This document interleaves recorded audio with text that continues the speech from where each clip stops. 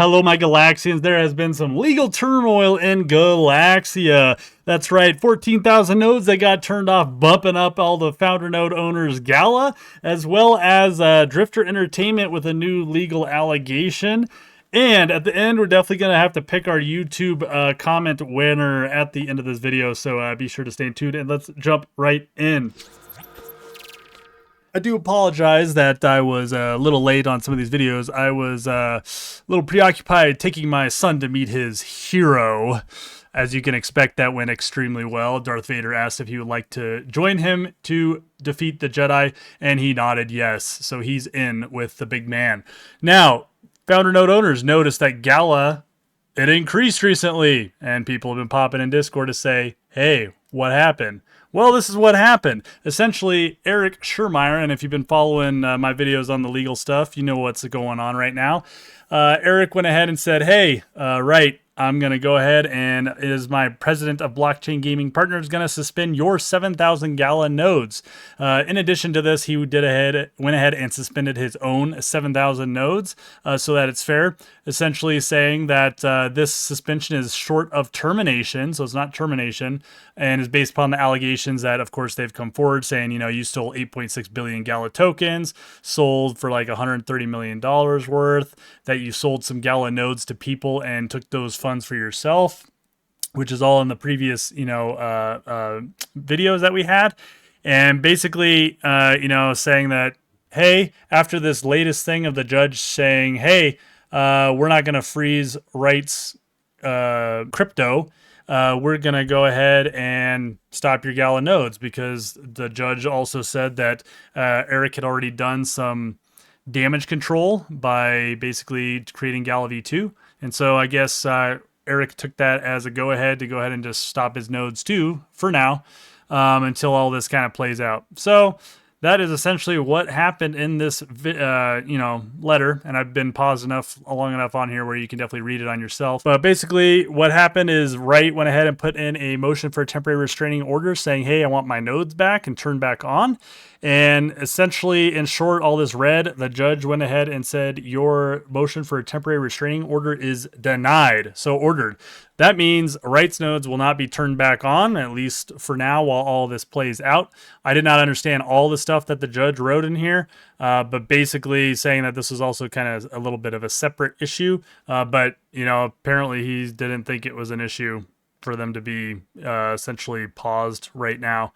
And this last thing is just him saying we granted the motion to seal the Gala tax returns that I got to see and that I did not put on any of my YouTube videos because I figured that they would get sealed and I didn't want to have to go delete any videos.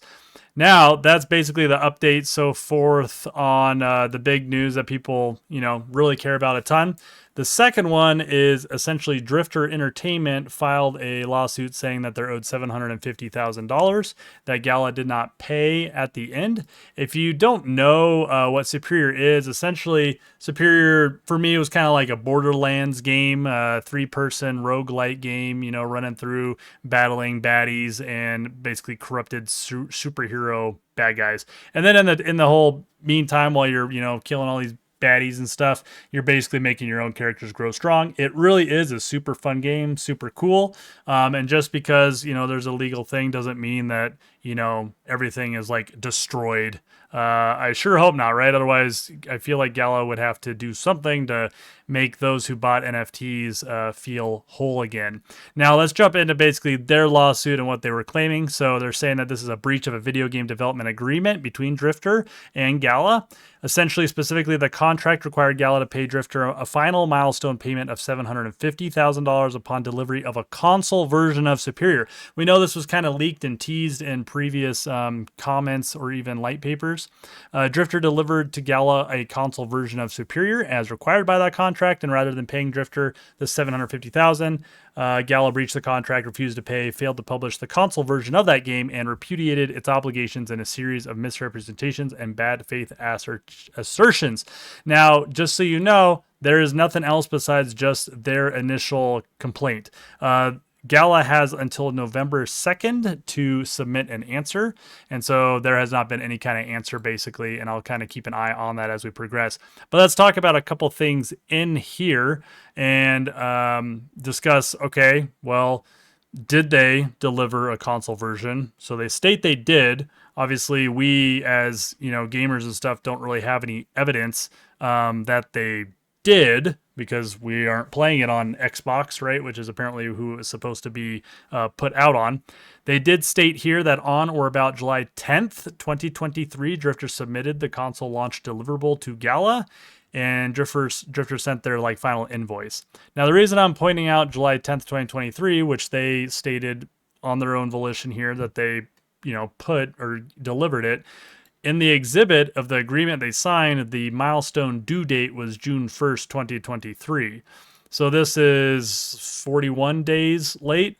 Now, I have no idea whether missing a milestone due date is a breach of obligation or whether Gal is able to say, hey, you didn't hit this number, so we are not obligated to pay you that $750K. A couple things really important here that I want to point out. First off, Drifter did make about $9 million for this game. Gala paid them $9 million. So that begs the question, okay, well, if they did deliver a console version and it looked good and was good to go and ready to launch on Xbox as a Web 2 game with a battle pass, which they said that they delivered, why wouldn't Gala just pay the $750K? I mean, they've already paid $9 million for this game. Why would they not pay the last, what I would consider little chunk here, and of course launch the game on, Xbox as they state that they wanted to? And I don't know the answer to that. So until Gala continues to, put things in here and state why they breached the contract or why they didn't pay or whatever evidence they basically put forward, we're not going to know for sure. What I do know is I really like Superior. I think it'd be an awesome console game. I feel like they could make back that $750K easily, on sales and stuff, but I have no idea, don't know the background, so gonna wait until we hear more about that. Another kind of point that I totally forgot to mention on some of this, the 14,000 nodes being suspended. Yes, this does basically throw into obvious view here that these aren't NFTs yet, right? So your founder nodes are not NFTs yet. I think when they're NFTs, there'd be no way for them to do this, right? To block founder node NFTs. I guess they still could figure out some kind of way around it, but I'm glad that they're suspended right now because, of course, that's not going to, end up, seeing Wright dump 7,000 Gala nodes on the market, which, of course, would, plummet that market price, which I'm sure some people would care about. But the other thing is, too, is that, he allegates in here, Eric does, that he's selling all the Gala he was making from the 7,000 nodes he was selling, which we can't say for sure. We can see that he was putting it into a centralized exchange, which you can't see after that. So my assumption is that he's been selling at this time. So that sell pressure is gone. There's still the Gala side selling with some sell pressure. But so until these are founder nodes or NFTs, which is supposedly coming along soon, we're not going to know. What is really interesting is I wonder if they're going to wait to do founder nodes as NFTs until this plays out.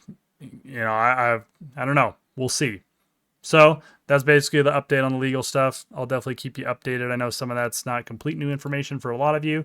But let's go ahead and do our YouTube random comment picker for